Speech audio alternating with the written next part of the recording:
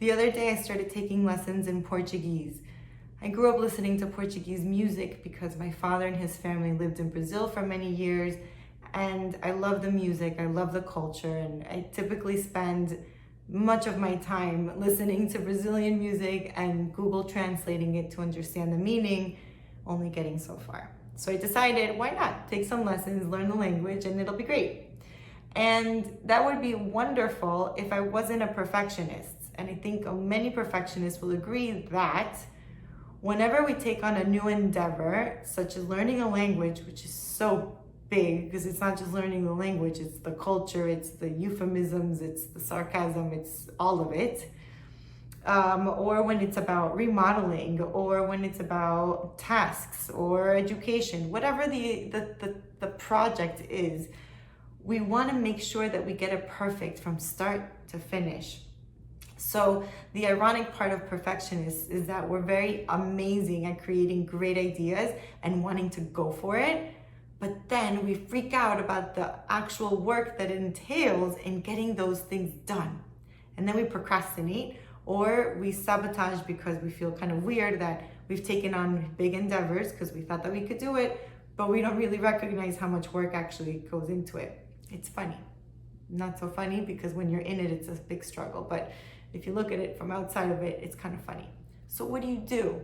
So my first lesson of Portuguese, as I was listening to my teacher, talk and understanding her, for the most part, I was thinking in my head, like, oh my God, what the hell did I get myself into? Like, I'm never gonna be able to speak like her.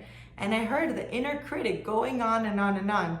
So since this is what I do for a living as a psychologist, I was able to pick up on all of these things going through my mind, these thoughts, and I was feeling how my brain was trying to process a new language in conversation, not just in music, and also trying to follow along what she was saying.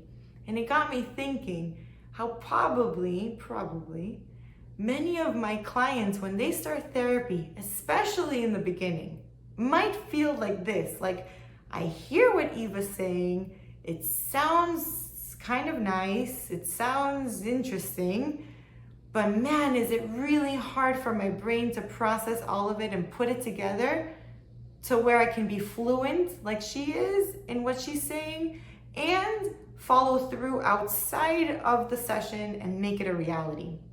And I think a lot of people get stuck in that doubt and drop off therapy, or don't follow through as much as they could when it comes to making the changes actually happen instead of just talking about them in therapy.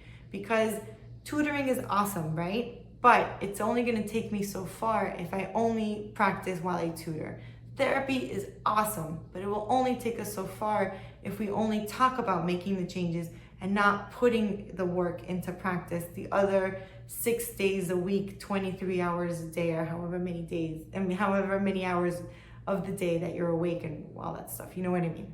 Because that didn't make sense because you're not up for 23 hours, but you get me. And so I just want to throw that out there, that in the beginning, new tasks are difficult. And if we see the big picture for why we want to do it, so many times people say, I want to go to therapy because I don't want to feel anxious anymore.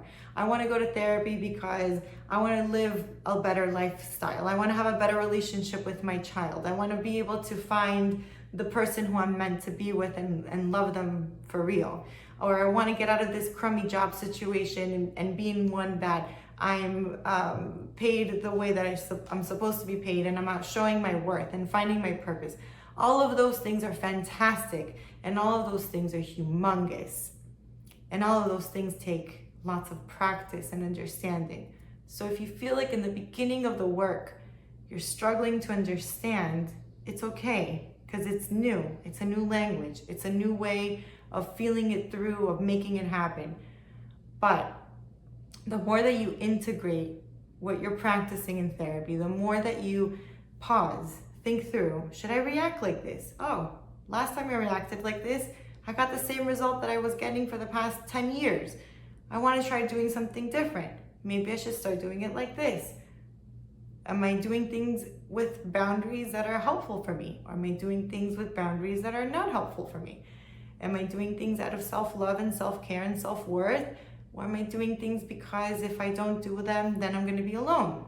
But then when I don't do them through self-care and self-worth and self-love, I feel alone.